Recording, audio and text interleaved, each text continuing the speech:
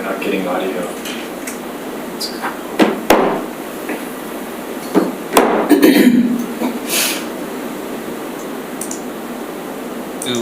What would be the 12A spot under reports.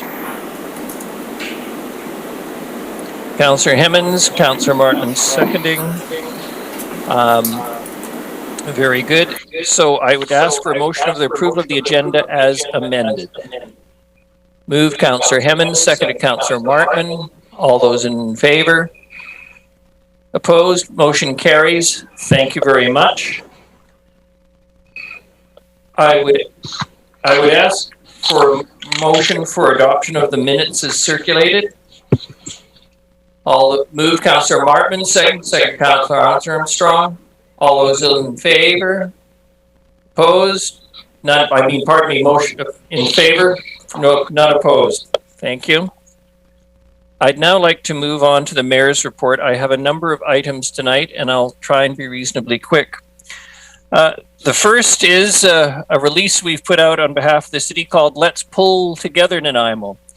And I hope you'll follow along with what I'm about to say. May is Invasive Plant Month in the city of Nanaimo, and residents are invited to participate in a variety of work parties and to bring their invasive plants to one of two drop zones as a way to protect our parks and natural spaces from being overtaken by invasive plants. If you are able to participate in any of the work parties, please register through the city website or call 250-756-5200. Residents are encouraged to work throughout April and May, for that matter, obviously. And as I indicated, the two drop-off zones are the Linley Gyro Park on Saturday, May 1st, and at Bowen Park on Saturday, May 29th. Both drop zones are open from 10 till 2. We are also coming to the close of our applications for our next Poet Laureate. We are inviting applications for the position of Poet Laureate. Nanaimo's next Poet Laureate will be appointed by City Council for a 2-year term and will serve as a literary ambassador for the city, charged with creating and presenting poetic works and engaging activities for the benefit of the community. The deadline is running out, but obviously we hope to be able to be in a position to announce the appointment shortly. In addition, the city obviously appreciates and loves its downtown, and we are providing, and it provides a variety of retail shops, a range of housing opportunities, offices, etc. At a recent Governance and Priorities Committee meeting, City Council was provided with an update on a number of public realm improvements and environmental beautification projects that will be complete in the coming weeks. The goal is to enhance the look and feel of our downtown, the city's spectacular walkway, and Maffeo Sutton Park. They have included a selection of temporary outdoor public art, new wayfinding signage for Commercial Street and the Old City Quarter, expansion of the downtown patio program, keeping our hospitality industry alive, renewed decorative lighting on Wesley Street, refreshed crosswalk paint lines on Commercial Street and Front Street, creation of an inaugural mural program for owners with blank walls, the Maffeo Sutton playground upgrades, which were completed earlier this year, and continuation of our street banner design program. The theme of this year was Nanaimo 2121, 100 Years Forward. Also, artistic interventions such as the one-song staircase and installation and updates of water fountains. In addition, for those of you who've taken time to go down to our beautiful Swaialana Lagoon, our Sutton Maffeo Park, you'll see now we have a lovely new tourist attraction, and that's the sign that spells out the city's name. The letters are 5 feet high, about 35 feet long. The colorful O can mean different things to different people. For example, the different colors represent the diversity of our 100,000 citizens have shaped and continue to shape our spectacular city. I encourage all of you to go down. There has been a little bit of criticism. I will acknowledge that, as there always is when any public changes are made. But I must say the overwhelming response is a positive one, and you're going to have to fight to get space in front of the sign for taking family photographs. I've observed this myself and heard back from others. And May 1st to May 7th is also 2021 Youth Week. And we're pleased to present Youth Week celebrations. Activities are planned throughout the week. Highlights include a fun fitness class, a Star Wars themed evening, a video and board game cafe, a hike to Sugarloaf Mountain, as well as dodgeball and skating lessons. A full schedule of all the events can be found on the Youth Nanaimo Facebook page and on the City of Nanaimo website, www.nanaimo.ca. The other week, we also announced the expenditure of $400,000 to pay for increased security throughout our downtown as the city copes with problems ranging from increasing violence to open drug use and break-ins and parkades. Not a happy expenditure for the city, but I do hope that citizens will take advantage of this time and the good weather to come downtown, support your downtown and its many merchants and services. It's also time to register for summer programs with Parks, Recreation and Culture, offering a variety of programs for the upcoming summer season. Registration begins on May 5th, Wednesday, and you can book online and view all of the potential programs. The city encourages you to use the online registration process as much as possible as a way to limit the number of people in facilities, and programs will continue to follow the latest COVID provincial health guidelines. Should further provincial health orders require program changes, the city will follow up directly with those affected through email or telephone. And I apologize to those of you who are going to take advantage of this program if there are changes. City staff have been working very hard for 14 months now, dealing with changing orders, trying to accommodate as much use by the public of our many wonderful facilities.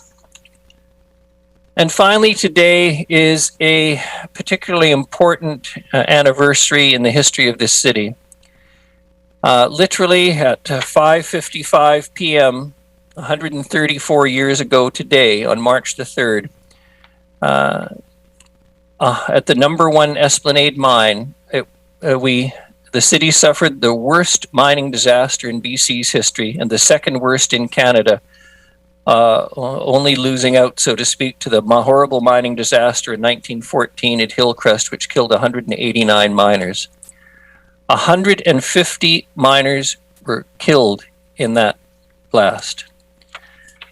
I want you to recognize for a moment that in the long history of this city, we may be 100,000 strong now, but there were approximately 2,000 people living in Nanaimo at that time.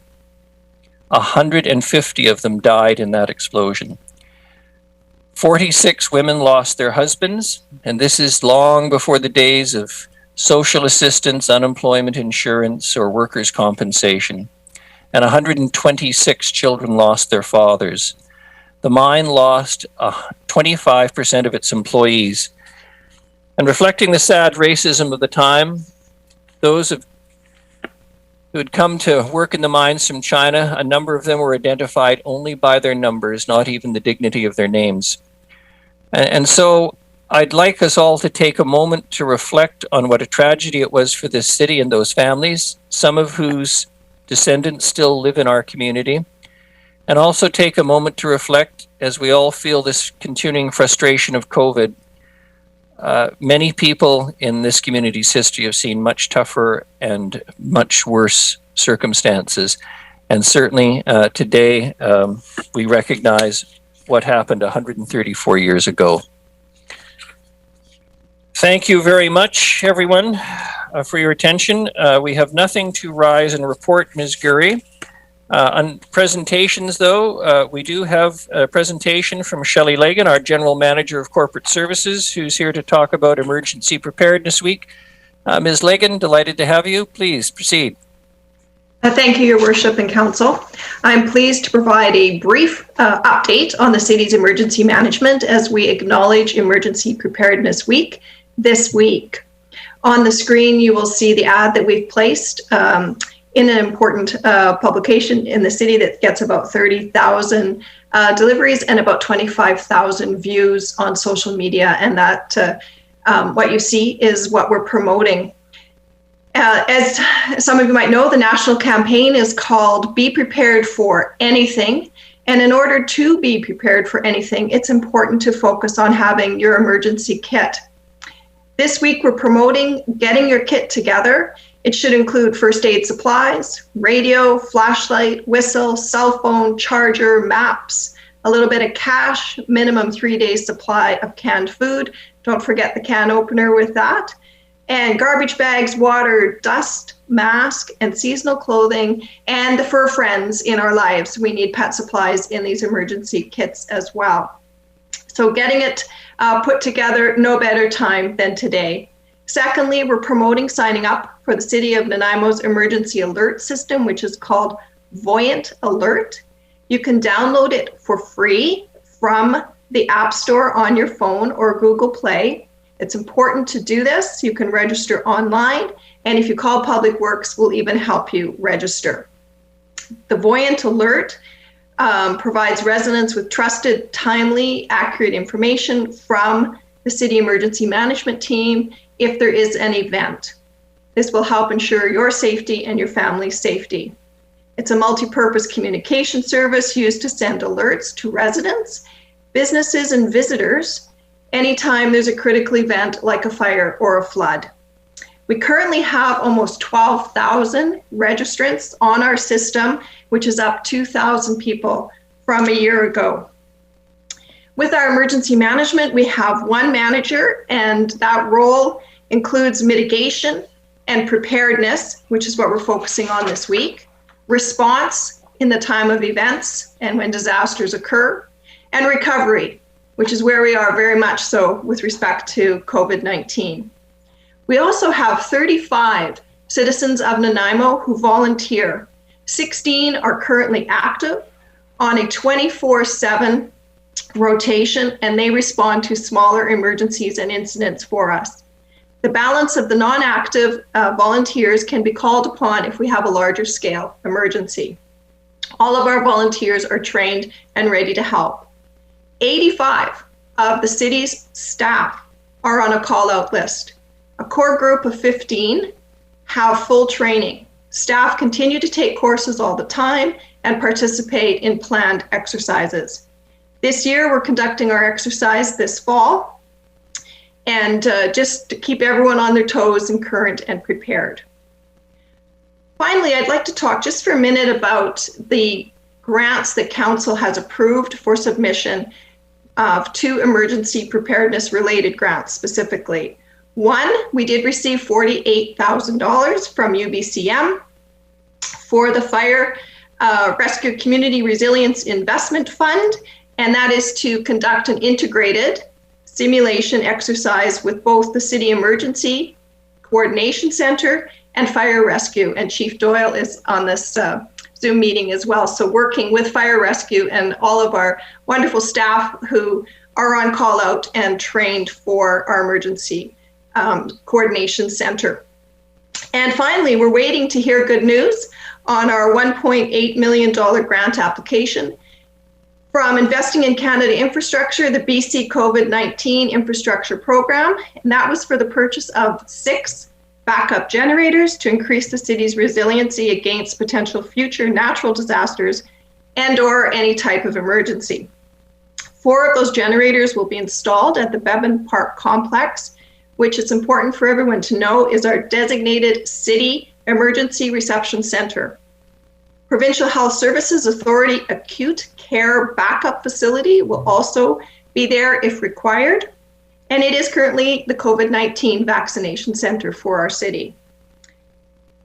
The remaining 2 generators, if the grant is approved and we get them on board, will be installed at the city's South Fork Water Treatment Plant, which will ensure an uninterrupted water supply is provided to meet health and fire objectives. This project supports 2 pillars of emergency management, preparation, and mitigation by ensuring both water supply and the emergency reception center remains operational during emergency events. So we remain very optimistic that that grant will come through and that will make us even more resilient going into the future. And finally, to wrap up, watch for Fire Smart. It's also going to be promoted in May. The Fire Prevention Week and Shakeout BC happen in October. I'm happy to take any questions or comments. Thank you very much, Ms. Lagan. Any comments or questions, Councillor Thorpe? Thank you very much, Your Worship. Through you to Ms. Legan, thank you very much for that report. One thing that triggered with me was your mention of the 35 community volunteers that help out in case of emergency situations. We know that Nanaimo has a strong legacy of volunteerism. If there are other citizens who are interested in possibly helping in that area, Ms. Legan, would they do so through Volunteer Nanaimo, or is it directly to the city, or who would they get in touch with? They could go to the city website and click on emergency management, and you'll see an email there, and you can get a hold of either Miss Lindsay or myself, Miss Legan, and we're happy to talk with the folks, let them know what's involved, and get them trained up and ready to continue to volunteer for us. Thank you, and thank you to those who are already helping out in that way. Thank you very much, Councillor Thorpe. Well said. Any other questions or comments for Ms. Legan? If not, thank you very much, Ms. Legan. Much appreciated. Thank you. The next item on the agenda, committee minutes, just for receipt. It's the Board of Variance from Thursday, March the 4th, and the Special Governance and Priorities Committee meeting of April the 12th. I would ask for a motion for adoption of the consent items. Moved, Councillor Armstrong. Seconded, Councillor Martman. I assume we're not pulling any of these items. Seeing no objection, all those in favor? Any opposed? Motion carries. Thank you very much. We have no delegations. No delegations unrelated to agenda items, so we are on to reports. And as per the earlier motion respecting these items, I would call upon Mr. Lindsay or whoever to present development permit application number DP 1184-558 Medea Way. And I understand we do have a delegation, Mr. Lindsay, if available to answer questions if necessary. Ms. Legan. If not, thank you very much, Ms. Legan. Much appreciated. The next item on the agenda, committee minutes, just for receipt.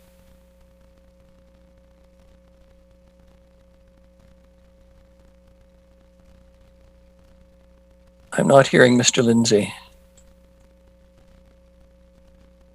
Mr. Lindsay, I'm not hearing you, so if you could wait for a moment. Can you hear me now? We can hear you now.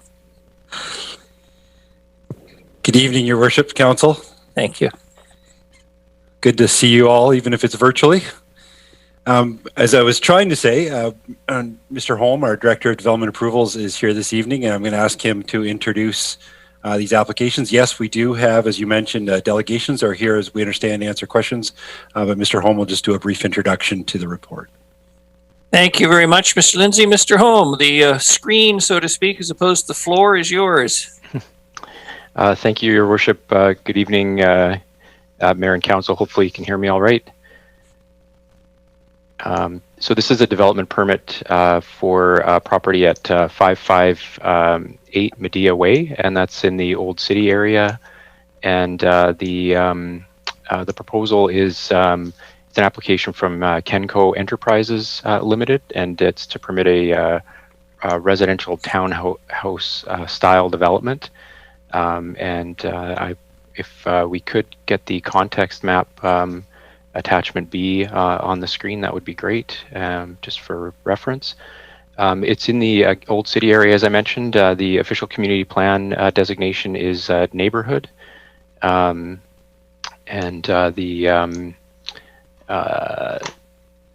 zoning for the property is R15, which is a Old City medium density residential zone. And Medea Way is a short no-through street. It's again in the Nob Hill area, and it's connected to Hackett Street. The subject property also abuts a lane that runs along the east property boundary and is fronting on Asteria Place, a private road to the west, along with a multifamily development there as a neighbor. The proposal is for 6 townhouse units and within a 2-story form. 3 units within each building. The proposal is consistent with the Old City multi-family residential design guidelines, the guidelines that are applicable in that area. There's a heritage design theme, and the building character represents the residential nature of the development. Again, 3 units in 2 buildings, and they have front doors facing Medea Way.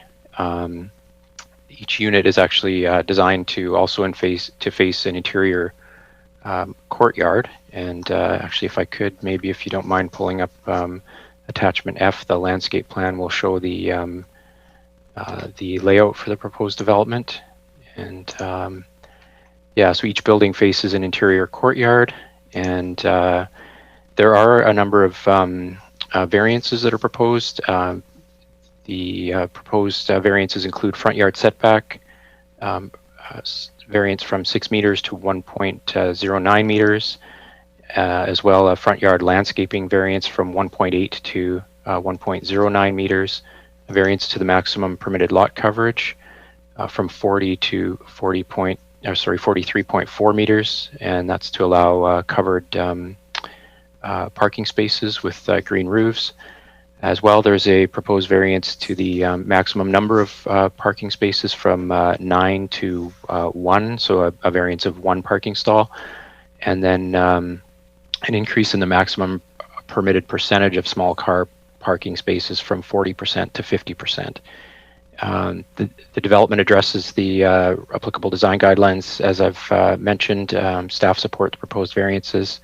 Understand there is a delegation on the line available to answer questions, but I'm also happy to take questions if you have any. Thank you. Thank you very much, Mr.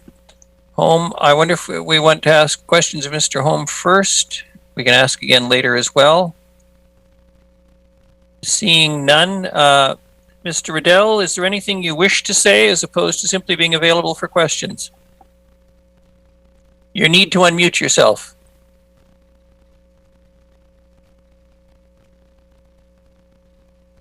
Mr. Mayor, I'm new to the technology.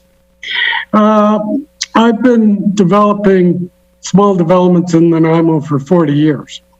The characteristics of this development is to bring about social interaction between the folks living in the development. It's designed for a young family with children, and we pulled all the parking to the back under a green roof in order to create more social space for interaction of the residents.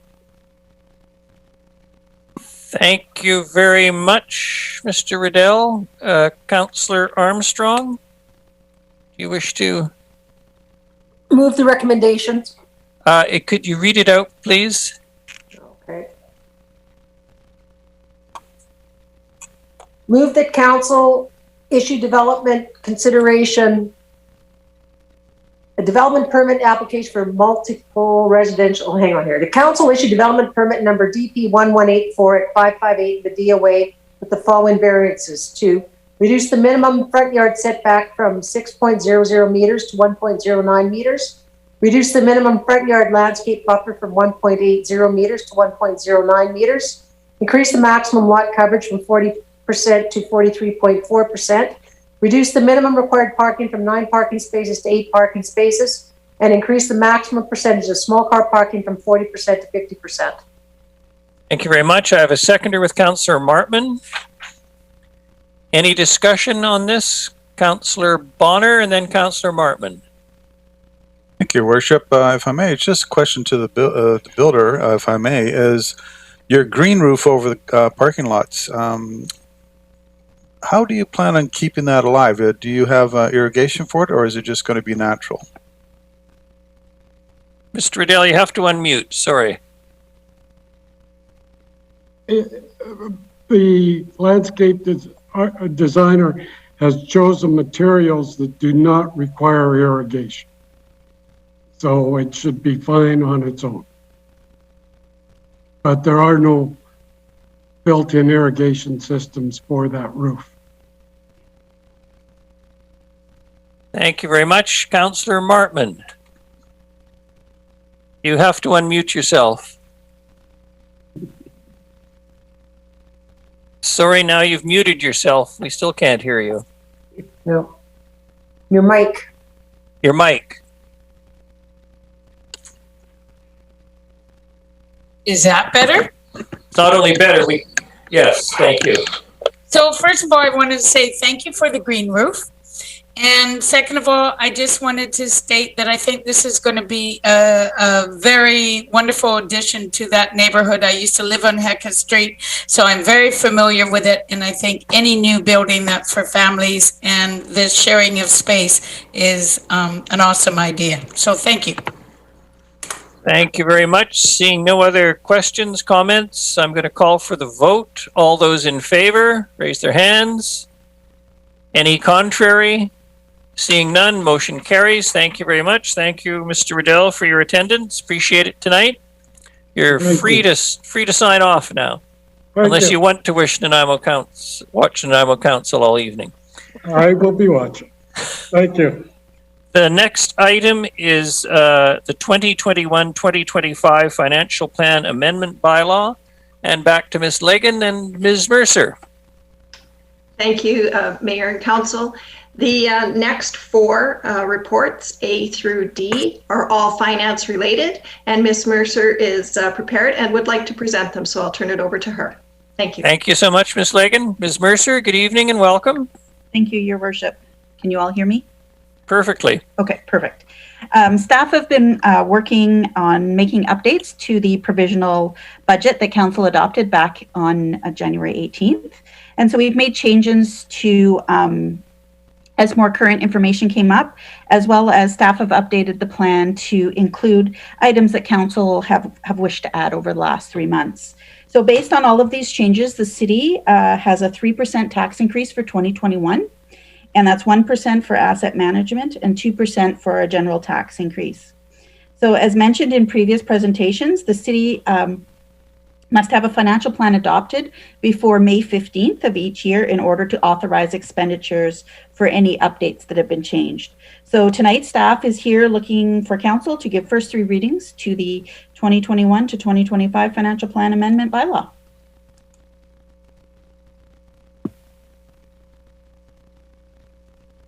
Muted. You're muted, Leonard. My apologies, muted myself. Councillor Armstrong, could you read the motion? Thank you. Move the recommendation that Financial Plan Amendment Bylaw 2021 number 7320.01 to amend the 2021 to 2025 Financial Plan pass first reading. Seconded, Councillor Martman. All those in favor? Any opposed? None. Thank you. Councillor Armstrong. The Financial Plan Amendment Bylaw 2021 number 7320.01 pass second reading. Seconded, Councillor Martman. Any discussion? Seeing none, all those in favor? Any contrary? None. Motion carries. Councillor Armstrong. And that Financial Plan Amendment Bylaw 2021 number 7320.01 pass third reading. Seconded, Councillor Martman. All those in favor? Any contrary? None. Motion carries. The next is the 2021 Property Tax Rates Bylaw. Ms. Mercer again, please. Thank you. So based on the amount of revenue the city needs from taxation in the 2021 to 2025 financial plan, staff have calculated the 2021 tax rates. So the bylaw before you outlines the property tax rates for each property class for the City of Nanaimo, the Regional District of Nanaimo, and the Nanaimo Regional Hospital District.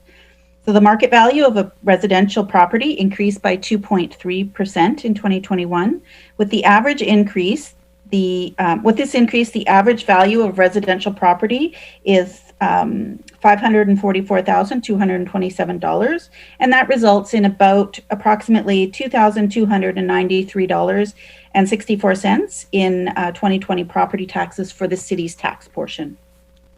So tonight we're looking for Council to give first 3 readings to the 2021 property tax bylaw. Thank you very much. Councillor Armstrong. That property tax rates bylaw 2021 number 7321 to set the property tax rates for 2021 pass first reading. Seconded, Councillor Thorpe. All those in favor? Any contrary? Seeing none, motion carries. Councillor Armstrong. Property tax rates bylaw 2021 number 7321 pass second reading. Seconded, Councillor Thorpe. Any discussion? Seeing none, all those in favor? Opposed? Motion carries. Thank you. Councillor Armstrong. And property tax rates bylaw 2021 number 7321 pass third reading. Seconded, Councillor Martman. All those in favor? Any opposed? None. Motion carries. Thank you. The next item is 2021-911 Reserve Fund Amendment Bylaw. Again, Ms. Mercer. Thank you. So the 911 Reserve was established as part of the Central Island 911 Dispatch Service Partnership. So that was between Cowichan Valley Regional District, the Regional District of Nanaimo, and the City of Nanaimo. And the partnership works cooperatively to provide Central Island emergency communication services in each of their jurisdictions. So contributions from this reserve came from any annual surplus generated from the collection of the call levy answer, as well as some budgeted contributions. So in the current city reserve policy, the 911 reserve fund can be used for the purposes of acquiring, developing, expanding, upgrading, refurbishing, or replacing the technology and the capital assets related to the Central Island 911 partnerships, public safety answering point, and 911 fire comm functions, as well as any refunds deemed appropriate by the partners. So of July 1st of this year, the city will be transitioning to a new service delivery model for the provision of fire dispatch services. And as such, the bylaw needed to be updated to reflect that the reserve no longer falls under the Central Island 911 Dispatch Service Partnership, and that the funds are solely for use within the City of Nanaimo. So the changes have been made to this bylaw and is here for tonight for the first three readings. Thank you very much. Councillor Armstrong, please. The 911 Reserve Fund Amendment Bylaw 2021 number 7295.01 to amend the 911 Reserve Fund Bylaw pass first reading. Seconded, Councillor Bonner. All those in favor? Any contrary? Seeing none, motion carries. Councillor Armstrong. The 911 Reserve Fund Amendment Bylaw 2021 number 7295.01 pass second reading. Seconded, Councillor Thorpe. Any discussion? All those in favor? Any opposed? Motion carries. Thank you. Councillor Armstrong.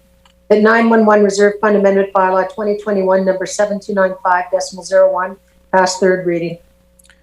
Seconded, Councillor Thorpe. All those in favor? Any opposed? None. Motion carries. And then the automated garbage truck equipment financing. Ms. Mercer. Thank you, Your Worship. So the 10-zone waste collection optimization plan that is included in the 2021 to 2025 financial plan implements the second of two new refuse routes in 2021. And this change requires the purchase of a new automated garbage truck. So the city has budgeted to finance the purchase of this new garbage truck through the Municipal Finance Authority's equipment financing program, and that's short-term borrowing. And this is consistent with how we've funded all of the other automated garbage equipment purchases in recent history. So as part of the borrowing application, we need a specific council resolution giving permission before we can proceed with the this borrowing. So staff is here looking for official authorization from council. Thank you very much, Ms. Mercer. Councillor Armstrong, please.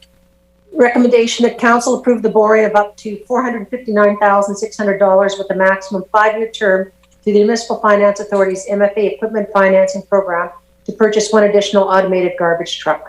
We have a seconder, Councillor Thorpe. Any discussion? All those in favor? Any contrary? None. Motion carries. Thank you very much. The next is the Extension Road traffic calming. Mr. Sims, good evening and welcome. Thank you, Your Worship, Council. It's a pleasure to be here and join you digitally. Ms. Barbara Thomas, our Assistant Transportation Engineer, is here this evening, and she's the author of the report. But Extension Road is well known to Council. You've heard quite a few comments and concerns from residents that live in the area, and you've experienced them yourself. You can see from the report that the data also, corroborates the residents, and this is a a good candidate for traffic calming, but Ms. Thomas can carry you through a little bit further. Thank you very much, Mr. Sims. Ms. Thomas, good evening and welcome. Thank you, Your Worship. Thank you and Council for your time. Our first report tonight is about Extension Road, as Mr. Sims talked about. Last year, 2020, we received several complaints and requests for traffic calming on Extension Road. The section we're looking at is from Chase River Elementary to Cinnabar Drive, which is a section of slightly less than 2 kilometers. The posted speed limit through there is 50 km/h, although it's 30 at the school. We did data collection in July and discovered that speeding is prevalent throughout the corridor. Near the school, the 85th percentile speed is 60 km/h. South near Cinnabar Drive, it's 68 kilometers an hour, which is pretty speedy for a 50 zone. Oh, there's a graphic, thank you. And so we've decided that traffic calming is warranted along this section of Extension Road. Usually we apply signing, horizontal deflections, or vertical deflections. Extension Road's a major road, so we are leaning towards options that give the impression that the road is narrowed or use methods to narrow the road. We would not typically install speed humps or speed bumps on a major road, and that is supported by our traffic calming guidelines that don't typically apply vertical deflections on major roads. Rather than an engineering approach to traffic calming, we have options around education and awareness. The city could partner with ICBC with our road safety partners there to do education campaigns. We could work with our Speedwatch partners to do speed awareness campaigns. We could also install speed reader boards or additional speed limit signs. And these less intrusive options would be low cost to the city, and we could carry them out with our partners on the Nanaimo Traffic Safety Committee. If the decision is made to proceed with traffic calming along Extension Road, staff propose to carry out consultation with transit, with emergency services, with City Public Works, and with the Chase River Neighborhood Association. So pending the decision tonight, staff are prepared to carry out consultation this summer. Through the winter, we would develop conceptual options, which would be based on the feedback that we receive. Then we would develop a cost estimate, which we would then bring back to Council for review in the spring of 2022. So tonight, Transportation is seeking direction from Council on the advancement of the Extension Road traffic calming to the consultation phase. Thank you very much. Councillor Armstrong, did you wish to make the motion and or ask questions first? Just a question, please, Your Worship. I just wanted to make sure that as well as just as the Chase River Neighborhood Association, that we also make sure that other people in the area know about it as well. I think we heard pretty loud and clear at our neighborhood association meeting that a lot of people don't belong to those associations or don't realize it, and more people than just the neighborhood are impacted in there. So I really want to make sure that a notice goes out, that it goes to all interested parties. Thank you. Thank you very much. Councillor Bonner. Thank you, Your Worship. A couple of questions, if I may. In the graphic we have of the road, the item number 1, Chase River Elementary School, and looks like the speed there is consistently 60 kilometers per hour. I did a little tour down there. That's a school zone, is it not? Which means the speed is actually 30 kilometers an hour, if I'm correct. Through Your Worship, to Councillor Bonner, yes, that is correct. It's a school speed zone through there, which is 30.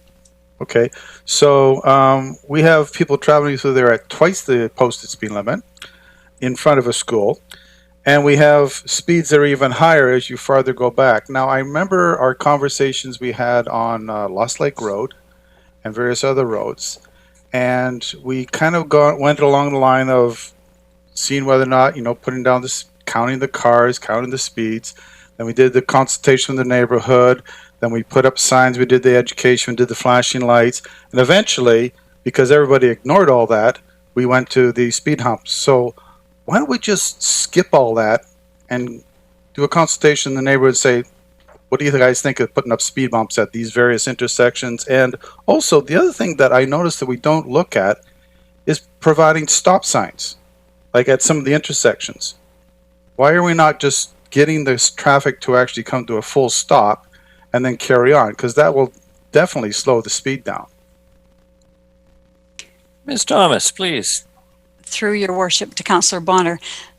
So you've raised a few questions there.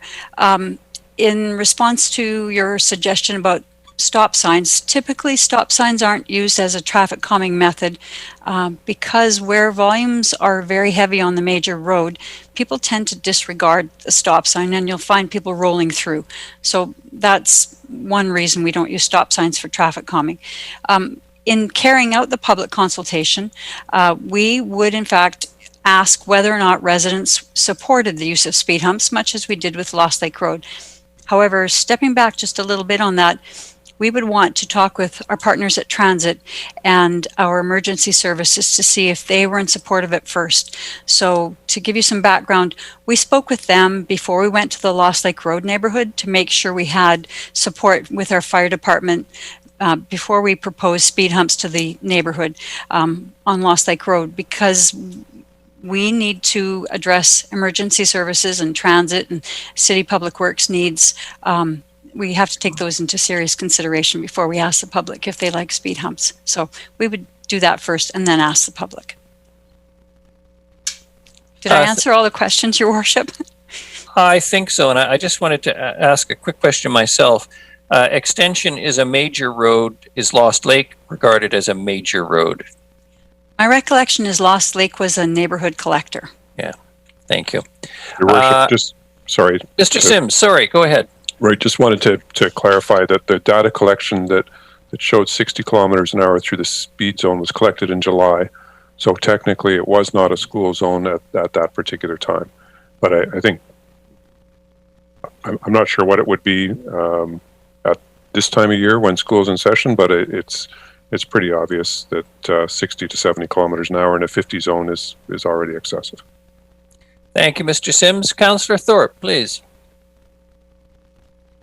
Thank you, Your Worship. Yes, I just want to state that I would really support and look forward to supporting moving this to the public consultation stage.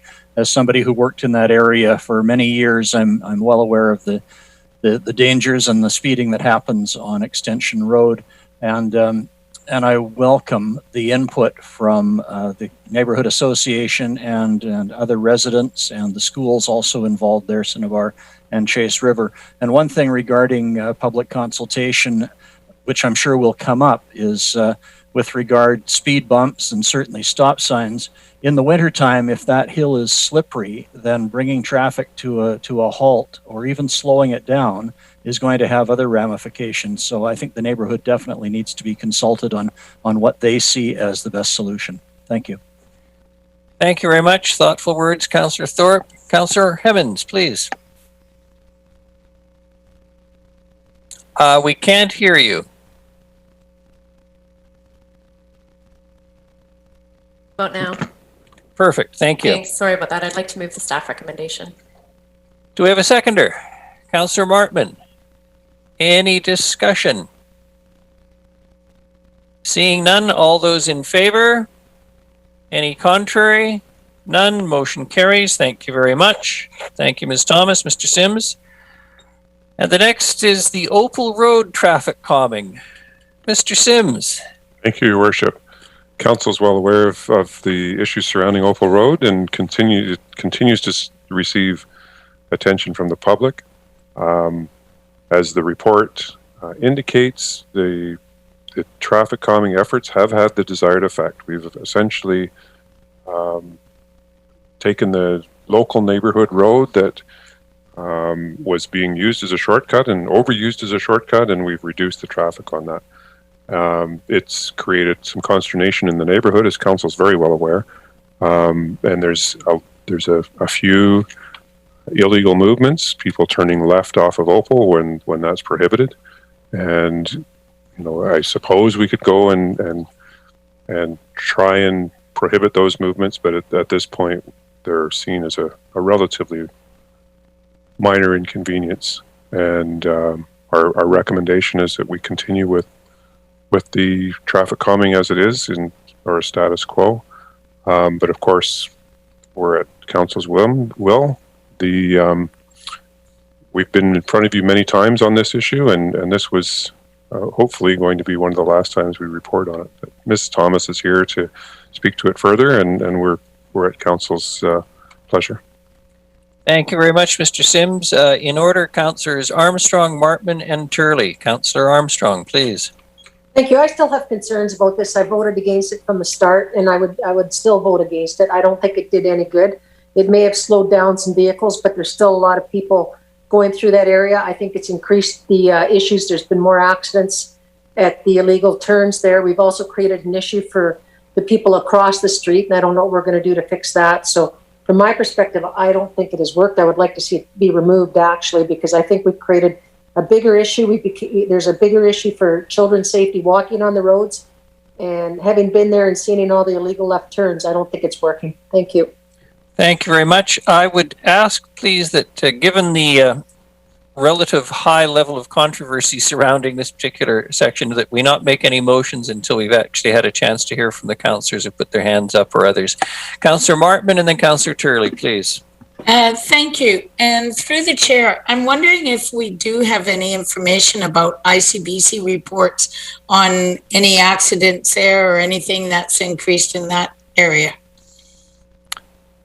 Mr. Sims or Ms. Thomas, please. Through your worship to Councillor Martman, the ICBC data that we receive is at least a year to 2 years behind. So we're not able to receive current information related to this change on the road. I just want to state that I have my grave concerns about this. I'm looking at this probably going back to the way it was, and that's just from all we've heard from the residents, from what we see on social media and bumpers falling off, from the way they're hitting and the illegal turns. I'm just extremely uncomfortable with the way it is right now. So, and I voted against it last time anyway, so I think I'm staying in that same position. Thank you. Staying in that lane, if you'll forgive the pun, Councillor Martman. Yes. Councillor Turley.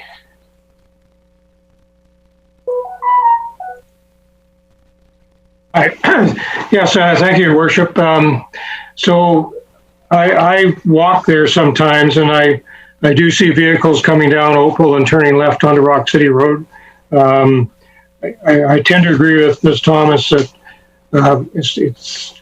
the visibility is adequate, that there should not be any accidents there, and I'd be surprised if there was any significant accidents. The other option, I suppose, would be to install a camera there so we actually get an idea of how many vehicles are actually breaking the law.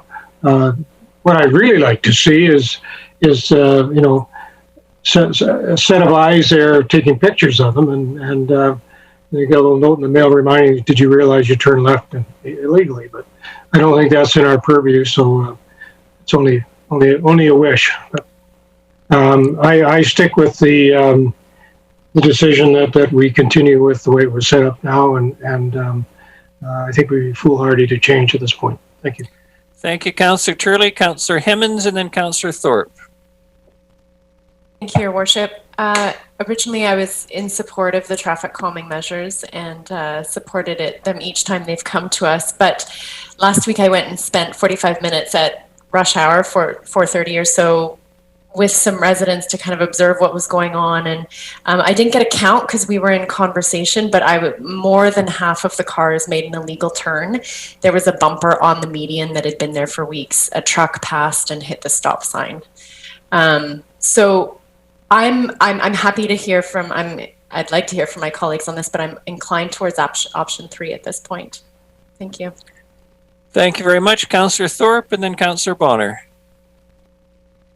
Thank you, Your Worship. I agree with the comments of Councillor Turley a couple of minutes ago. I'm on record as having supported the changes that were made at this intersection, and for the reasons that staff have outlined, I still support them. I think it is doing what it was designed to do, and that is to stop drivers using a neighborhood road as a shortcut, and in some cases a speedway.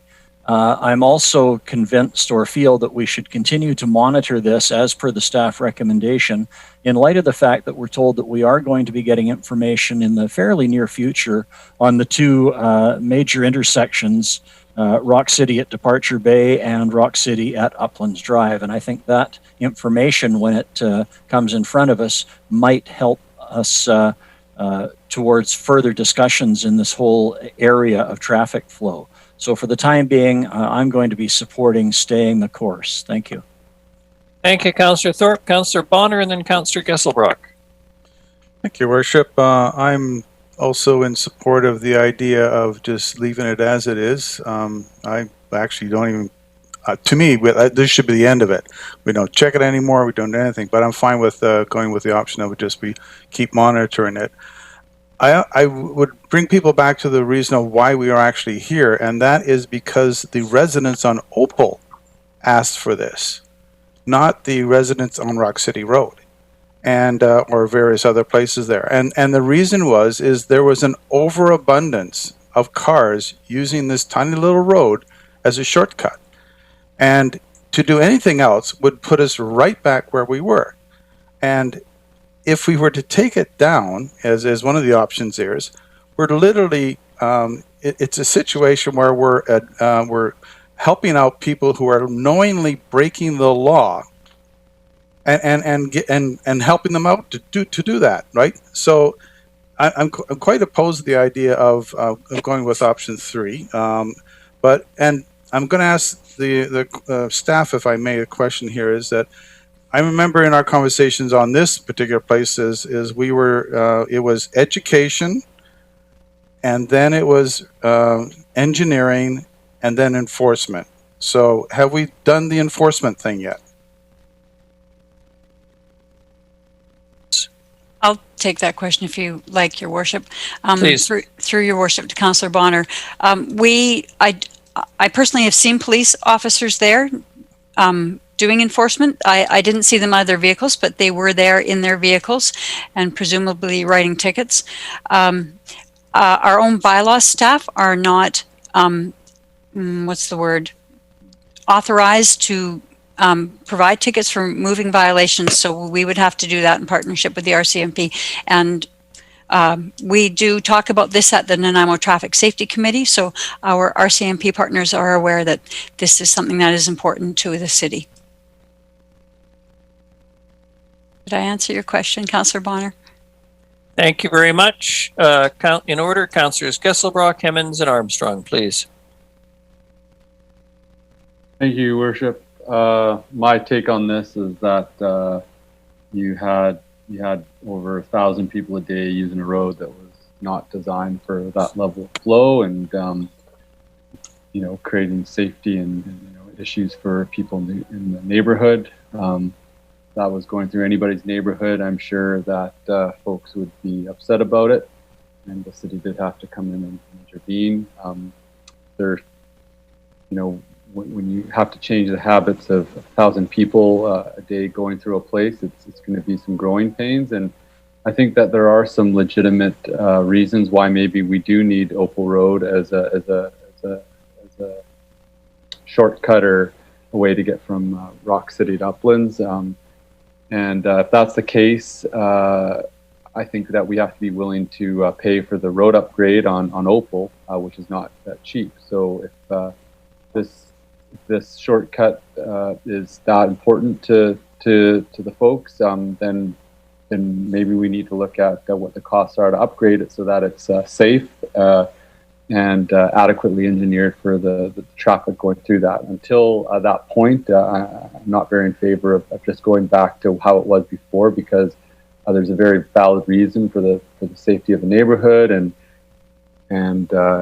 for the capacity of the road, why it was changed. So I do think that we do need to consider other options here, and maybe looking at what the costs are to upgrade that road so that it's adequate. But until that point, I'd be continue to support keeping the road how it is now. Thank you. Thank you very much. Councillor Armstrong. Thank you. I guess my question is when you have your traffic safety meetings, do the RCMP tell you about their concerns about the change to the road? Ms. Thomas? For your worship, to Councillor Armstrong, they have not voiced that concern, Councillor Armstrong. Were they asked? Well, in conversation, they are welcome to speak up about it. I can ask them explicitly at the next meeting if you wish. Yeah, I would, because my understanding is that they too see that it's going to create a bigger accident and it's more dangerous than what was there originally. And I guess my final point is that, you know, we hear often from members of this council that the roads are not private roads, and basically we've now made this a private road. So that's one of my concerns. Like, it's supposed to be a public road paid for by public people. Are we going to do the same for all the other roads, which are shortcuts? And there's lots of them in this community that are used as private roads. So that's my concern. Thank you. Thank you very much. Seeing no other speakers, I was part of the minority of the four. I do note that the report from staff talks about the intersections of Rock City and Departure Bay Road and Rock City at Uplands being monitored for potential traffic signals. Patterns have been established, so I'm interested to hear from council. My inclination is, if there was a desire to pursue option 3, which was the removal of the existing turn control measures, or even option 2 as well, as opposed to the staff recommended option, I would be inclined to ask that it be postponed or put over to a meeting, say, a month down the road, so that in fact the public, for whom this has been a very contentious issue, had an opportunity, as I'm sure this will receive some press coverage, to comment on this, as opposed to just assuming that the staff report would pass tonight without public comment. Councillor Hemmons. Thank you, Your Worship. I think that seems like a wise course. I want to highlight the problem that was identified in terms of what we were trying to fix at Opal was reducing the volume and speeds. And it says right in the report, the original goal set in 2018 was to reduce volume and speeds on Opal to acceptable levels. This goal has been achieved. And I completely agree with that. We hit the mark with the project that we were trying to do. However, what I saw last week and what I continue to hear from residents is that there are unintended consequences of us reaching that goal. And so that's what I'm here with tonight. Is it not that we didn't do a good job or that it wasn't right, but there's spin-offs that we didn't necessarily anticipate that are still continuing a year down the road of us saying, okay, we're going to monitor this, and we've monitored it, and now I don't think we're seeing a decrease in illegal turns. So original goal was met, but new problems have emerged. Thank you. Thank you very much. In order, Councillors Brown and Gesselbrock. Thank you, Your Worship. A couple questions for staff. So the staff report mentions that data collection will begin, but any future upgrades to other intersections would be budgeted, or they're being currently planned for 2027. Is that correct? For Your Worship, Councillor Brown, yes, that's correct. Okay, so just in follow-up, so if we were to defer this to another meeting, it would be basically until the data had been collected and compiled, and then there might be some recommendations from there regarding those intersections, and those recommendations wouldn't be implemented until 2027? It's a little bit more nuanced than that, Councillor. Our data collection is the traffic volumes, and so we would then know how closely we were to meeting traffic signal warrants, and so then we would adjust the installation date for the traffic signal based on when we anticipate the numbers meeting the warrants. And then an additional question then is, obviously there's been a reduction in traffic on Opal Road as a result of the recent changes. Do those changes in turn, right now, obviously the data still needs to come in, but do we suspect that the changes on Opal are driving traffic to those intersections, putting them closer to their date of needing to be upgraded? Yes. Right. Okay. Thank you. So consistently and still am, based on the answers to those questions, I am in support of the removal of the control measures. I also am in support of network redundancy, and if that means improving Opal, I would support that in the 2027 budget or sooner as well. Thank you, Councillor Brown. Councillor Gesselbrock. Thank you, Your Worship. Just a question to staff. There was some preliminary investigation into the cost of upgrading Opal. I know that's been a while back now, and prices do change, but I'm just curious, what was the ballpark that figure then, and the scope of what needed to be done? Through Your Worship, to Councillor Gesselbrock, I'm sorry, I don't have that information because that was before my time with the city. So perhaps Mr. Sims can step in, or we can get you that information later. I apologize. Thank you, Ms. Thomas. Mr. Sims, please. Thanks, Your Worship. Briefly, I don't have a number in the top of my head, but it was in the millions, just because of the constraints of the street, the constraints of the geography and property that are there. So it would require significant property acquisition, reworking of the road, and et cetera. It's to the point where it's hard to see how it would be prioritized. Great, thank you. Yeah, I just follow up on that. I think in this discussion. Councillor Gesselbrock, you've disappeared for a minute. You're frozen. I'm going to go to Councillor Thorpe and give Councillor Gesselbrock a moment to revive his electronic connection. Councillor Thorpe. Thank you, Your Worship. Yeah, I understand that Councillor Gesselbrock is back with us. I'll yield the floor to him. You're very gracious, Councillor Thorpe. Councillor Gesselbrock, please feel free to finish your oration. I just was saying that it would be interesting to have sort of some ballpark figures or what that was like, back when we did look into it, just so that, when community is looking at the different options in terms of maintaining, safety of the neighborhood and the wear on the road and looking at alternatives, that we've got all the information for that decision. Thank you. Thank you very much. I hate to presume on anything, Councillor Gesselbrock, but when you're talking over $1 million for that short a road for me, it's out of my ballpark already. Councillor Thorpe. Thank you, Your Worship.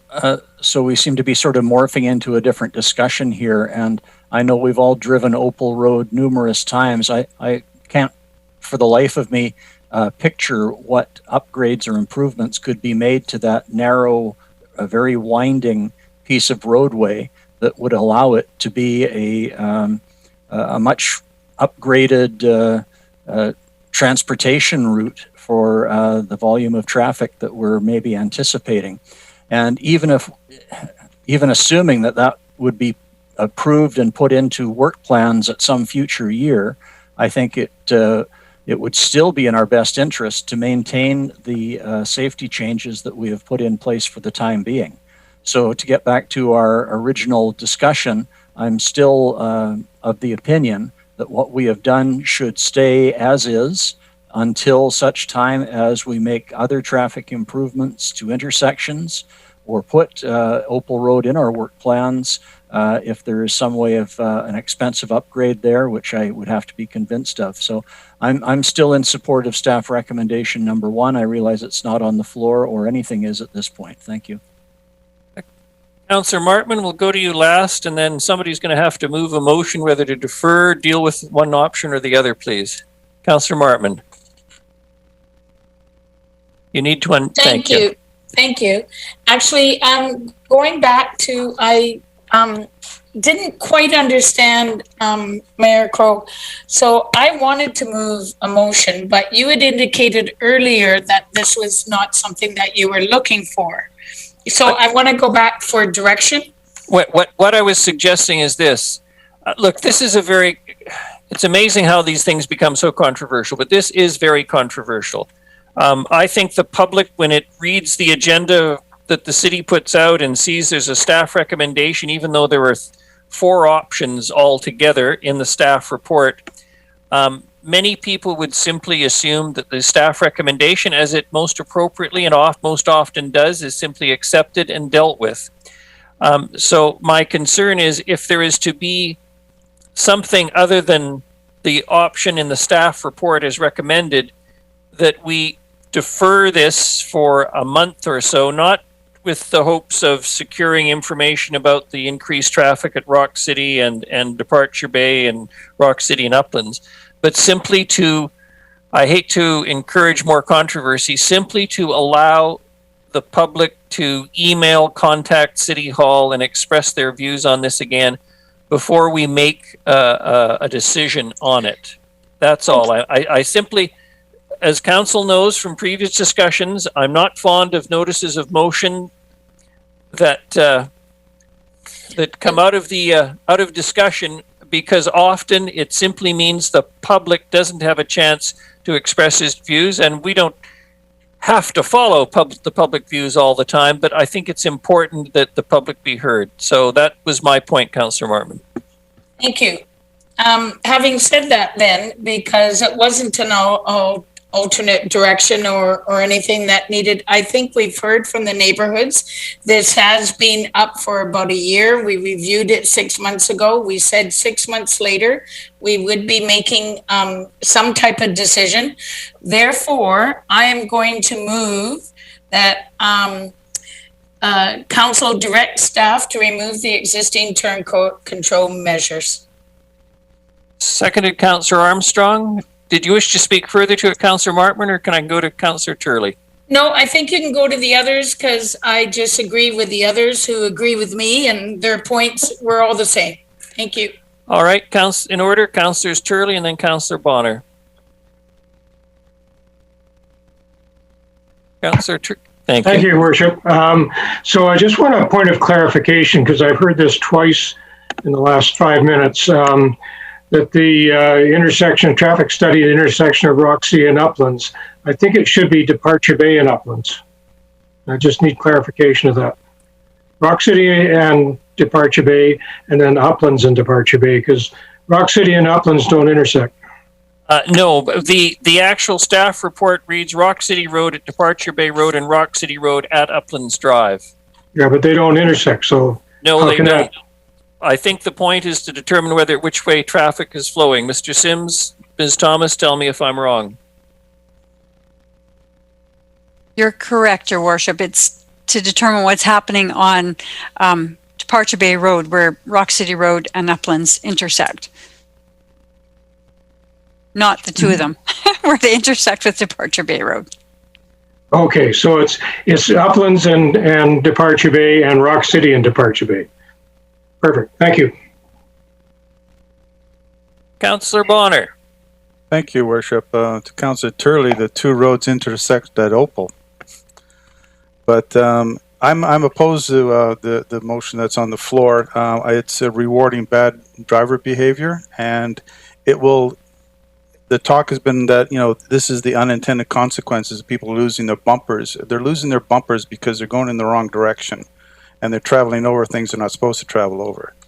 And so if we remove this, we will be putting the people who live on Opal right back to where they were 2 years ago, with 1,400 cars driving up there and down there. And we will be creating the unintended consequence of that is we'll be creating a situation where our own staff has told us is not the way this road should be done, and it's unacceptable behavior. So I don't think we should take this down at all. I think we just leave it and keep monitoring and wait for the decision and the information from staff regarding the 2 intersections at Departure Bay. Thank you. Thank you very much. Seeing no other speakers, the motion is to remove the existing current control measures, which is option 3 outlined in the staff report. All those in favor? Oh, sorry. Sorry? Councillor Gesselbrock, sorry. This will be the third time you've spoken. I'm going to be generous tonight, though. Well, now that the motion's on the floor, I'm going to make it clear my position. This is a controversial one. I'm supportive of finding alternatives. You know, if this is a really important route for people, then we need to put the money forward to make sure that the road is actually engineered properly to handle those volumes. If I was in a neighborhood and my neighborhood was not built to handle 1,000 cars going by, I'd be very angry at my municipal government to allow that to happen when it's not supposed to be that way. So, you know, despite there's a lot of need and desire to have this done, we do need to stand up for our neighborhoods and for what they're designed for. And if we're not willing to put the money forward to design it for more wider, broader public use, then that's our decision, and we have to live with that consequence. But as it stands now, without upgrades, I won't be supporting any changes right now. Thank you. Thank you very much. So again, I'm Councillor Brown. Thanks, Your Worship. I have to strongly disagree with the Councillor Gesselbrock there. There's so many roads in this city that weren't designed for the traffic they receive, and even if future upgrades are contemplated, even on these close by intersections, is because they weren't designed for the volume of traffic they're receiving. So I think that that type of argument can sort of lead to not having to make a decision on any road in the city. So I will be supporting this. I do agree with the sentiment Councillor Gesselbrock expressed, that we should, you know, potentially find solutions. Speaking to one near my house, I know the bollards that are put on Vandernook far more than crosswalks and speed bumps have significantly reduced speed. So I think there is some options. They might be more challenging on Opal. The speed humps were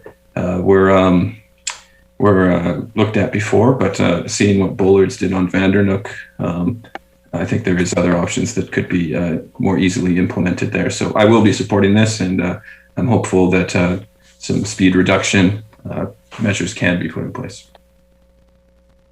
Thank you very much. All right, I don't see any other hands raised. The motion is to direct staff to remove the existing turn control measures, which are the most recently installed, not speed bumps, etc. I think I understand that. So all those in favor? Councillors Armstrong, Mayor Krogh, Councillor Hemmons, Councillor Martman, and Councillor Brown. And those opposed? Councillors Gesselbrock, Councillor Bonner, Councillor Thorpe, and Councillor Turley. The motion carries. Thank you very much. A spirited debate, which will no doubt attract further public attention on Opal Road. The next item is Departure Bay seasonal traffic calming. Again, Ms. Thomas, over to you. Thank you, Your Worship. The third report tonight is about the Departure Bay seasonal traffic calming. Council will recall, I'm sure, that back in 2019, the Departure Bay Neighborhood Association contacted staff with their concerns about speeds through the beach area in the summertime when traffic's busiest there, volumes of cars as well as pedestrians. So in response to those concerns, in the summer of 2019, the speed limit was reduced to 40 km/h for the summer months, and we saw a marginal decrease in speeds because of that. So in the summer of 2020, we again put in a 40 km/h speed zone, and this time we added traffic calming curbs to at the crosswalks to further slow traffic down. We saw a little bit better speed reduction. We're down to 54 km/h, which is closer to the regular speed limit of 50, but much higher than the 40. So Departure Bay Road is a major road, and the use of the seasonal traffic calming is a compromise which allows some traffic calming while still preserving the major road function. We are seeking council's direction tonight to decide what we will do for the summer of 2021. We could install additional measures, traffic calming curbs beyond what we put in 2020, now I'm getting myself confused.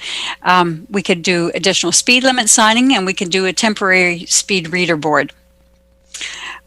We are reluctant, staff is reluctant to put in vertical deflections for the reasons we talked about on the Extension Road presentation. The major road and its arterial function is makes the vertical deflections less desirable for our partners in transit, emergency services, goods movement, and city public works. So staff is proposing to put in the same traffic calming that we used in 2020 this summer for 2021, which would be the traffic calming curbs and a 40 km/h speed zone.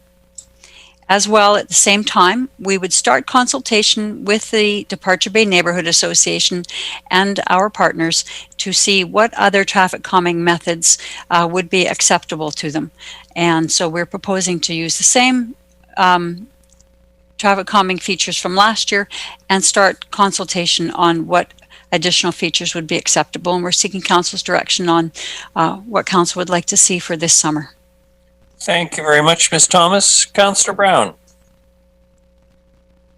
Thank you, Your Worship. Through you to Ms. Thomas. I'm curious, has it ever been contemplated making essentially Departure Bay Road from Wingrove Street to Bay Street all a crosswalk?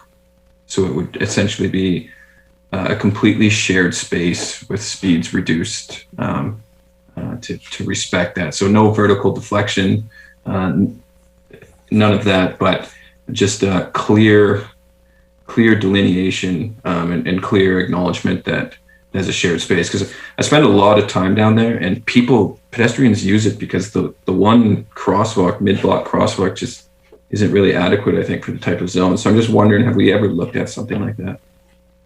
Through your worship to Councillor Brown, no, but that could be something we could add into our public consultation to find out if that was something that they would like to see. Thank you. Councillor Bonner. Thank you, Worship. A couple of questions. Ms. Thomas, in your June 22nd report, I'm quoting you as saying is anticipated traffic calming curbs on approach to each crosswalk will provide the desired speed reduction in traffic. Traffic volume and speed data will be collected regularly to evaluate the effectiveness of the traffic calming layout. If necessary, further modifications may be installed to achieve the desired result. In your report that you're presenting us today, that desired result in speed was never even closely got to. What sort of extra traffic calming did you do last summer, and are you going to include that in this summer as well? Through your worship to Councillor Bonner. So last summer we put in the 40K zone, and we put in the yellow traffic calming curbs on center line in advance of the crosswalks. And I think you were asking about whether we did anything additional, and we did not. We had a very short season last year, and so we analyzed the data while the features were in place, and then we had to take the features out shortly thereafter. So we did not do additional measures during the summer. I recognize that this is a major road, but it's also a sort of a major road through a park, basically.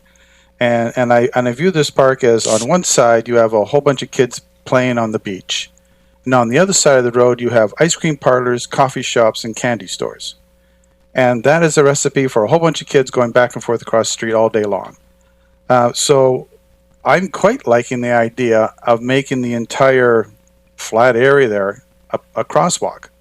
And I would even be interested in the possibility of making it a raised table, which is, you know, just a raise at the beginning around Lote Street and then coming back down around Bay Street.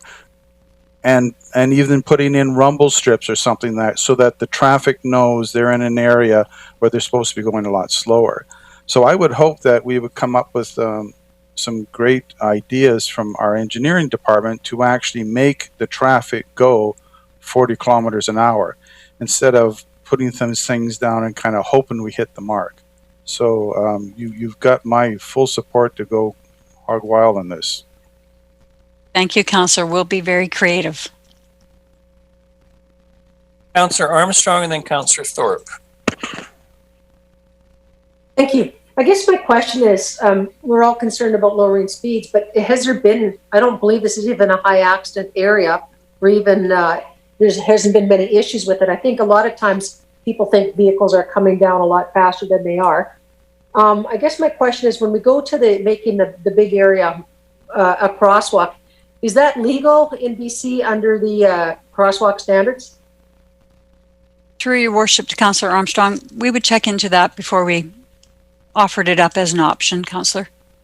Yeah, I think it's a good option, but I am still worried though that people will just ignore it just because it's just one great big sidewalk. So it could actually cause more issues because they won't know what to do about it. So, but thank you. Before I go to Councillor Thorpe, I'm going to go to Mr. Sims. Thank you, Your Worship. Just one of the challenges that we have with this particular area is it's such a high volume road. As Ms. Thomas points out, it's a major road, but it's also very seasonal. So summertime, there are lots of pedestrians, and that's when we want to create the slower traffic. In the wintertime, not so much, and so that's the balance. So, and that's what we've struggled with so far. So I just wanted to put that there just as further thoughts.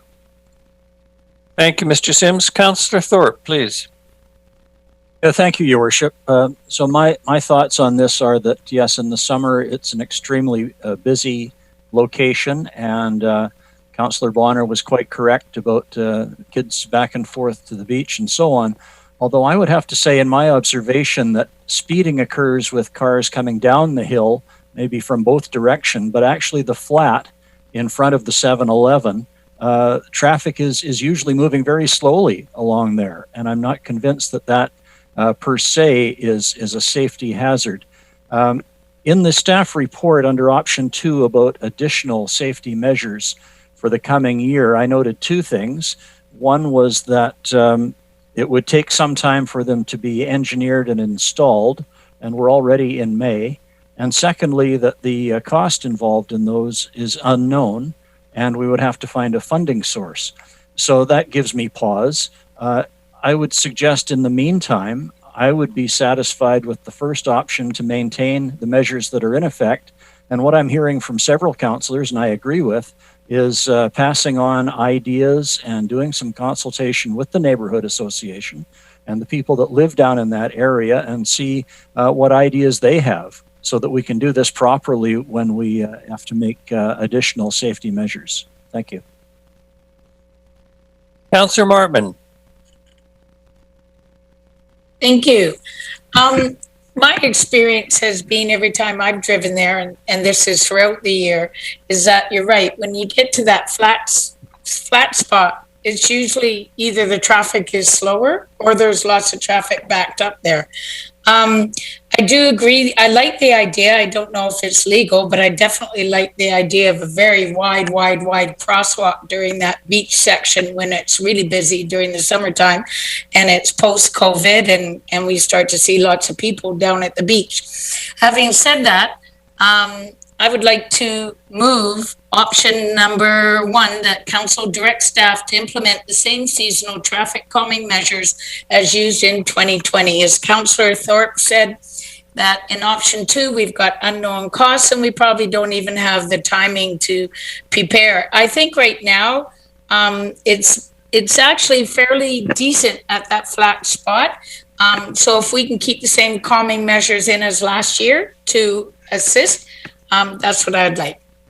Thank you. Seconded Councillor Armstrong, Councillor Bonner, and then Councillor Brown.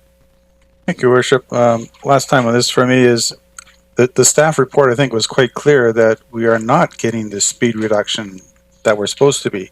And I think what's happening is it's all relative. If you're coming down the hill and you're doing 60, 65, and you hit the flat area and you start bringing it down to 55, you're going slower, but you're not going 40. And I think that was the whole idea behind this. And the staff report was quite clear. None of the speeds in the 85 percentile was less than 54 kilometers an hour. And so we need to get them down to 40 so that people on the street are safer in that particular area. Thank you. Councillor Brown. Thank you, Your Worship. I would like to propose an amendment. And so my proposed amendment would be in following Director or Councillor Martman's motion entirely, with the addition and initiate stakeholder consultation for further traffic calming measures for summer 2022. So the motion would read, sorry. And I was just going to say we have a seconder already, Councillor Armstrong. So I'll just read it in its entirety for clarity. Sorry, the chat is disabled, so I can't put it there. But the council directs staff to implement the same seasonal traffic calming measures as used in 2020 and initiate stakeholder consultation for further traffic calming measures for summer 2022. It's been seconded. Councillor Martman, did you wish to speak? You're muted, Councillor. Yes, sorry about that. I had a couple kids saying good night to me. So, thank you, and I it's been moved and seconded the amendment, and that's great. But I just wanted to say that staff had already planned that anyways, because it talks about the advantages of this option will allow time for the staff to research fresh approach, carry out stakeholder consultation, and present to council before summer of 2022. But if you want to firm it up in the motion, I have no issue with it. Thank you, Councillor Martman. I appreciate your comments. It has been seconded, though, the way the motion. Councillor Thorpe. Yes, thank you, Your Worship. I think I was going to make the same point that Councillor Martman just made, in that my reading of recommendation number 1, which was on the table, involved consultation with the neighborhood. And I would like to definitely see that happen. And I think that needs to happen before we decide on any further calming measures. We need to hear what the neighborhood thinks is effective. So I'm just not convinced that the amendment is necessary. Thank you. Thank you, Councillor Thorpe. Anyone else? Councillor Brown. And Councillor Armstrong. Yeah, I saw that in the staff report, but that was, I think it's important that motions do include complete direction. I think it removes any ambiguity when items, when there's question about what the direction was from council. And so I don't think it substantially changes the intention here, but I just believe it's that extra element of clarity that looking back is important, especially when sometimes there can be varying opinions and perspectives of what was anticipated or expected. Thank you, Councillor Brown. Councillor Armstrong? I was just going to say I agree with the addition as well, because stakeholders are more than just neighborhood associations. They're also the people that use that road daily, emergency services, transit, all that kind of stuff. So I think it's important that we get everybody's input, not just a small group. Thank you. Thank you very much. On the amendment to the motion then, all those in favor? Councillors Armstrong, Mayor Krogh, Hemmons, Martman, Gesselbrock, Bonner, Thorpe, Turley, and Brown. Everybody. And on the main motion, any further speakers? Sorry, as amended. Yes, as amended. I just want to comment as someone who literally, I think I can say with complete accuracy, drives that section of Departure Bay Road at least twice a day, day in, day out, and have done for 38 years plus a month now. My sense is that there is great neighborhood concern, but I would be very interested if, in terms of the consultation, we discover what the accident or injury rate is on that section of Departure Bay Road.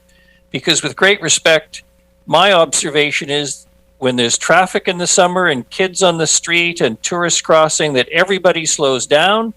And when there's nobody there, the sight lines, once you come down around the corner, if you've come off Hammond Bay Road onto Departure Bay Road, you don't have time to accelerate. The sight lines are pretty good. We may be looking at the potential of an accident, but at a traffic volume of over 6,000 vehicles per day, according to the staff report, I I question how much we can do, and I appreciate Councillor Bonner's comments that we haven't lowered the speed limit, but I'm not convinced we have the evidence that there is the danger there. There is an anticipated danger, and it can be frightening, and I get that, but I just have not observed what I will call serious or dangerous speeding. There's a playground there. Anyone who drives that road is driving it. Yeah, they're either making Departure Bay a destination or they're going through to go to some other destination. They're regular drivers there. I think most people are terribly conscious of the high risk that that area has for injury to pedestrians. The concept, with great respect, of making the whole thing a crosswalk, I think creates a crazy shooting gallery, which will have the impact of delaying traffic, creating frustration, and frankly, not assisting in safety. But having said that, that's not what we're voting on tonight. The motion is as the motion as amended. All those in favor? Are there any contrary? Seeing none, motion carries unanimously. Thank you very much for the vigorous debate, and thank you, Ms. Thomas and Mr. Sims. The next item is development permit application number DP 1207-5594 Lindley Valley Drive. Mr. Lindsay, thank you. Thank you, Your Worship. Once again, I'm going to turn this item over to Mr. Holm for a brief introduction of the report, and then both Mr. Holm and I will stay on the line and happy to answer any questions. Mr. Holm. Great. Thank you, Your Worship and Council. Hopefully you can hear me all right again. So this is a development permit application. It's from DHK Architects, Inc., and it's on behalf of Mount Benson Developments. And it's for a property at 5594 Lindley Valley Drive. The proposal is for a 16-unit multifamily residential development. The OCP designation for the property is neighborhood, and it's within the steep slope zone, the R10 zone. The subject property is irregular in shape, and the property line actually follows the riparian protection area for an adjacent wetland. And in terms of context, the property is surrounded by the wetland that partly dictated the irregular shape of the property, as well as vacant R10 zoned land with rocky bluffs to the north. And sorry, I should have asked if we could please pull the context map up on the screen, attachment B. That would be helpful. So thank you. Thank you very much. So, yeah, you can see the irregular shape of the property. You can see the wetland to the north. As well, you can see forested parkland to the east and south. Lindley Valley Park borders the property there, and as well as a newer and developing single residential neighborhood to the west. The proposal is for a 16-unit multifamily residential development, and if you could please pull up the site plan, attachment D, that would be helpful. Thank you very much. And so 16-unit residential development, including 4 buildings, 4 units within each building, and the buildings are of a modern design with a 2-story shed style roof. And they're proposed currently as a mix of 2 and 3 bedroom units. The buildings are sited to respond to the topography of the site. You can see how they step down the site, and as well as being stepped along the property boundary in response to the irregular shape. The proposed landscaping for the site, and that's attachment G. If you don't mind bringing that up, I'd appreciate it. Thank you. It responds to and addresses the disturbed areas of the site, and thanks, and complements the adjacent wetland, and as well as the adjacent pedestrian pathways. There's a pedestrian connection to Lindley Valley Park at the east end of the property, and a public trail along the north property line. And so it's well connected to pedestrian networks in the area, and it links to Lindley Valley Park and Cascara Drive. There are a couple of variances proposed to building height and perimeter wall height, as well as rear yard setback. They're relatively minor variances in nature. The proposal addresses the relevant city design guidelines, development permit area guidelines, and staff support the proposed variances. Happy to take any questions if you have any. Thank you very much. Any questions before I ask Councillor Armstrong to make the motion? Seeing none, Councillor Armstrong, please.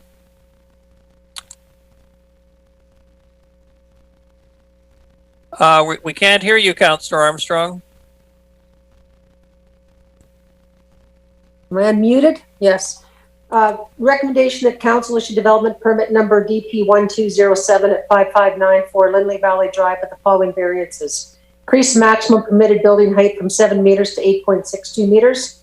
Increase the maximum allowable permitted wall height from 7.32 meters to 8.77 meters. Reduce the minimum required yard setback from 7.5 meters to 5.9 meters.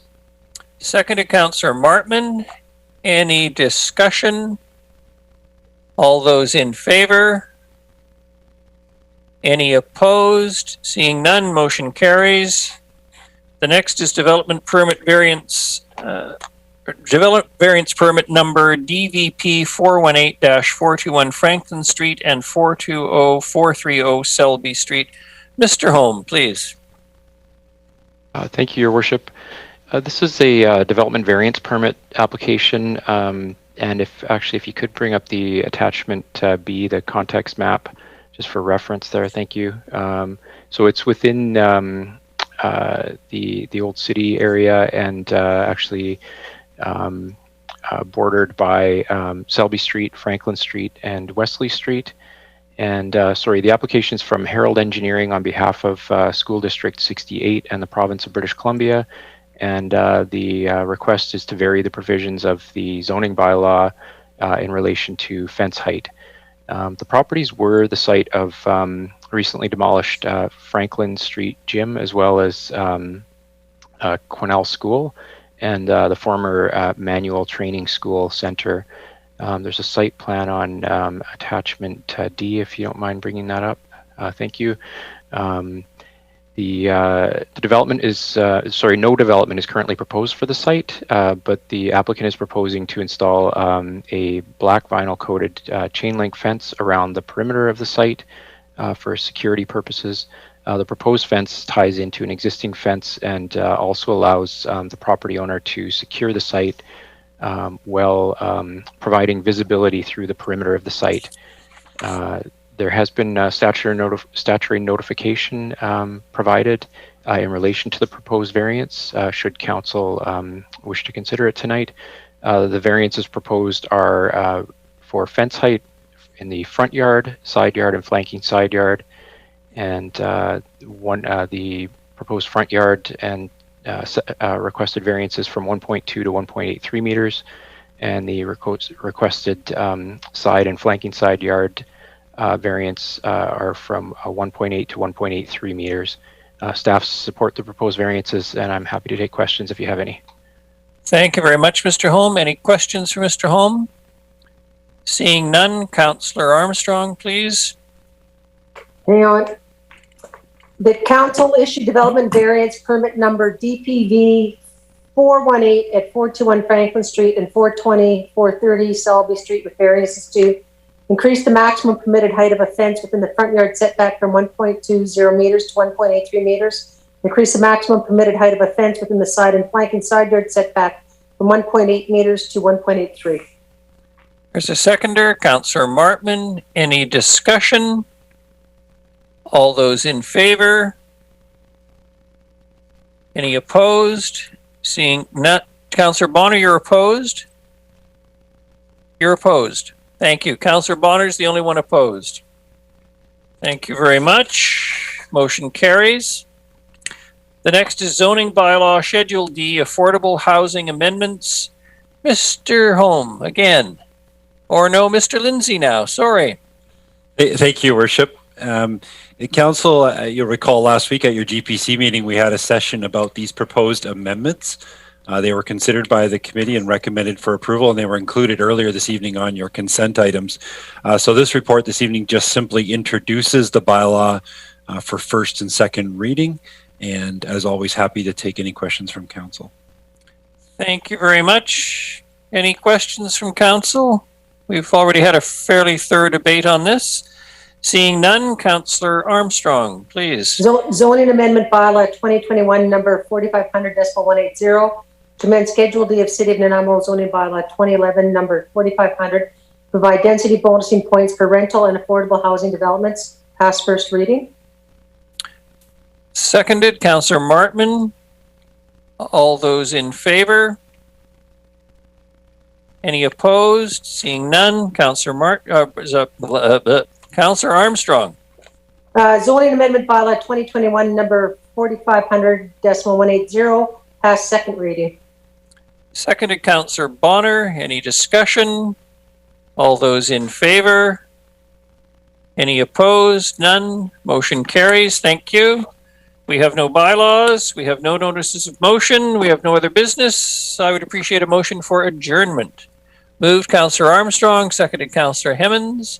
All those in favor? Any opposed? Motion carries. Thank you very much, everyone. We have gotten through our first fully modernized Zoom meeting and survived. It's not quite being the first to cross the Atlantic in a